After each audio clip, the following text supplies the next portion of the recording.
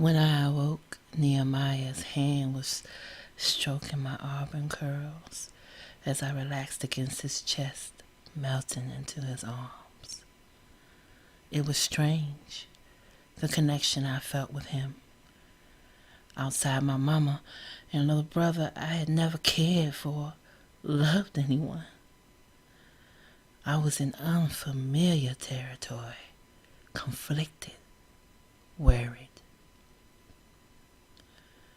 This man took care of me, protected me, wanted me. And I didn't really understand why. I looked up at him. "You're a fool, Nehemiah." I've been told that a time or two. I frowned at him, getting up and checking his wound. "How do you feel? Doesn't look like any infection set in. Bullet went clean through." "I'm strong, Rebecca," he whispered to me, reaching out for my hand and stopping me. I sat back down beside him. "You can't work like this, Nehemiah. I have to go back to the house, talk to Master James, get him to give you the time to heal." Nehemiah frowned. I could see the worried look in his eyes, but he knew I spoke truth. "I can't protect you there. You will be alone with him and his sons." "Then so be it," I told him, standing up. "I need to bide you some time." I walked away towards the door, and he laid back, staring at the ceiling. "Anything happens to you, I swear to God, they're going to have to kill me." I stopped short of closing the door and turned back to look at him. He was staring straight at me. "You took care of me. Now it's my time to do the same for you. I will send someone to tend to your wounds until I get back." I quickly left the quarter and started the trail up to the house. When I entered the front door, Master James was already standing at the top of the stairs, his cold blue eyes falling on me. A smile crept on his lips as I climbed the stairs coming towards him. He pointed towards the study, and I went obediently, stopping short of his desk.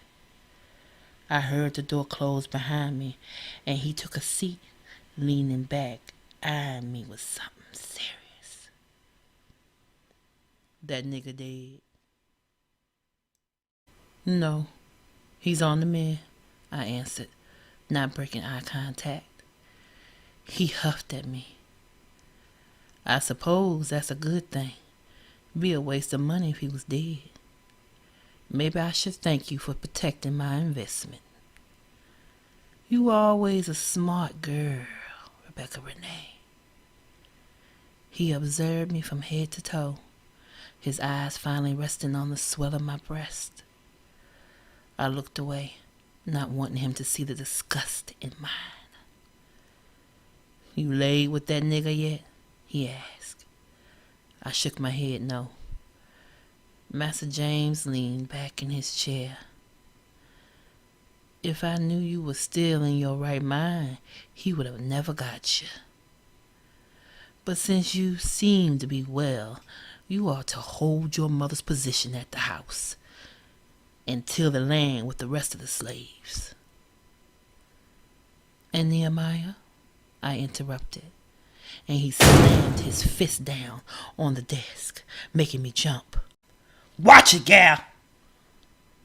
The nigger's still breathing, isn't he? Do as you are told, and no harm will come to him. Disobey me again, and I'll kill you both. Simple as that.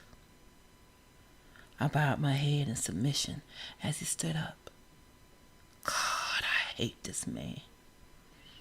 If he only knew how much I didn't care about dying. But Nehemiah, he too good of a person to suffer that fate. I won't let him die because of me. Cain has a new wife. She is young and inexperienced.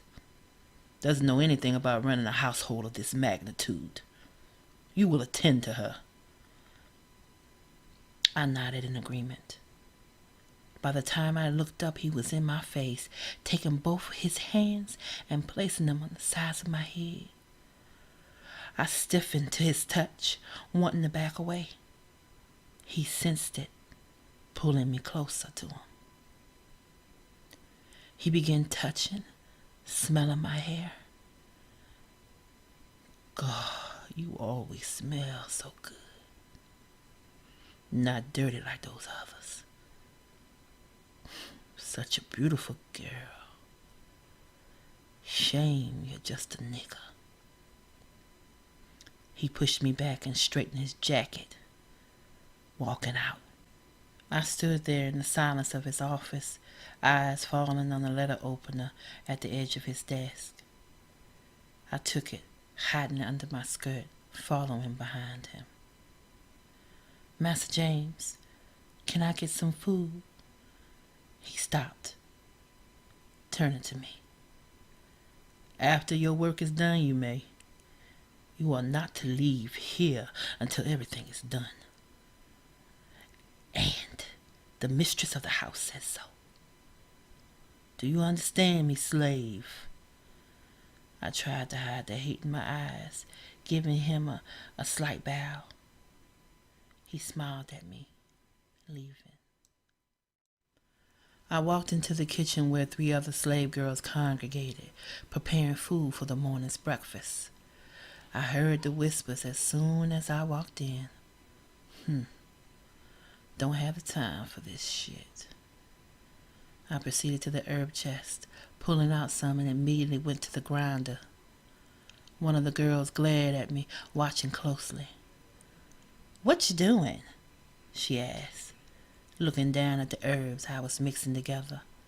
I ignored her. She can't hear you, Gladdy. You know she touched in the head like her mama, retorted the other girl. I played like I couldn't hear. Gotta make this medicine for Nehemiah. I can't have these heifers distracting me. They all began to chuckle, from one to the other, then back at me. You too good to answer me. I asked what you were doing. I walked away and placed the herbs in a pouch, putting them in my pocket.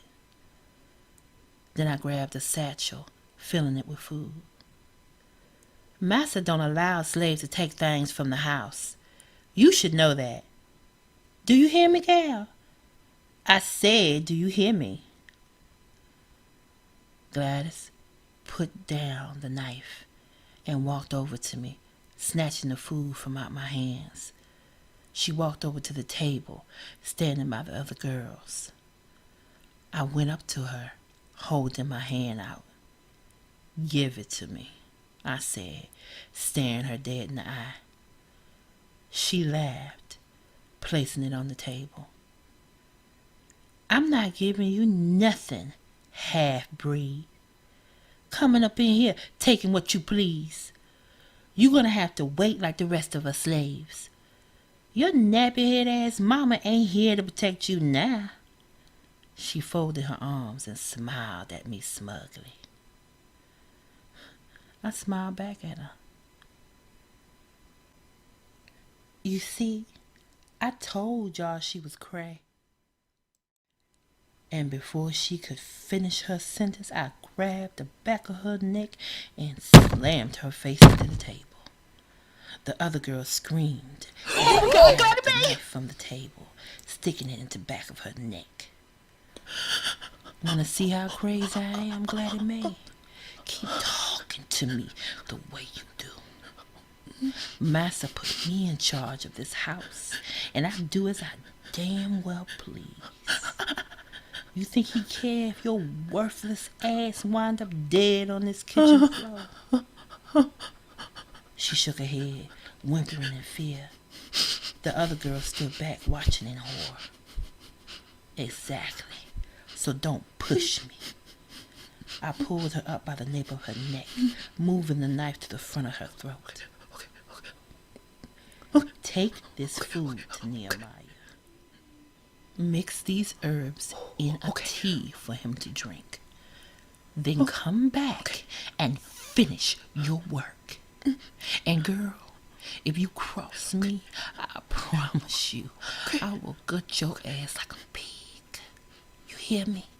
Yes. She nodded vigorously, taking what I handed her and running out. I placed my hands on my hips and began directing the other girls. They listened obediently, moving swiftly.